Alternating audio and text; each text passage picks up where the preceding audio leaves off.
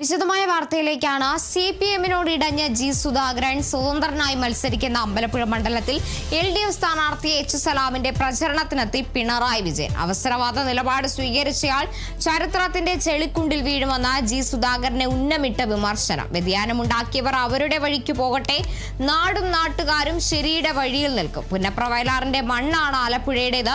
വഞ്ചന കാണിച്ചവരെ പ്രോത്സാഹിപ്പിച്ച ചരിത്രം ഈ മണ്ണിനില്ല. രക്തസാക്ഷികളുടെ മണ്ണായ ആലപ്പുഴയിലും അമ്പലപ്പുഴയിലും LDF-ന് ഒരു പോറൽ പോലും ഏൽക്കില്ലെന്നും പിണറായി വിജയൻ പറഞ്ഞു.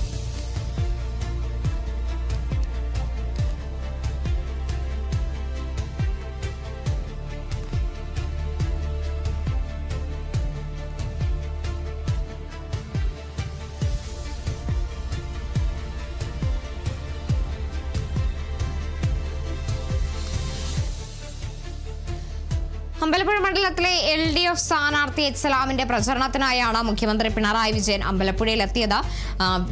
സ്വതന്ത്രനായി മത്സരിക്കുന്ന ജി സുധാകരനെതിരെ രൂക്ഷമായ വിമർശനം തന്നെയാണ് പിണറായി വിജയൻ നടത്തിയിരുന്നത്. അവസരവാദ നിലപാട് സ്വീകരിച്ചയാൾ ചരിത്രത്തിന്റെ ചെളിക്കുണ്ടിൽ വീഴുമെന്ന വിമർശനമാണ് ജി സുധാകരനെ ഉന്നമിട്ട് പിണറായി വിജയൻ പറഞ്ഞത്. വ്യതിയാനമുണ്ടാക്കിയവർ അവരുടെ വഴിക്ക് പോകട്ടെ എന്നും നാടും നാട്ടുകാരും ശരിയുടെ വഴിയിലായിരിക്കും നിൽക്കുക.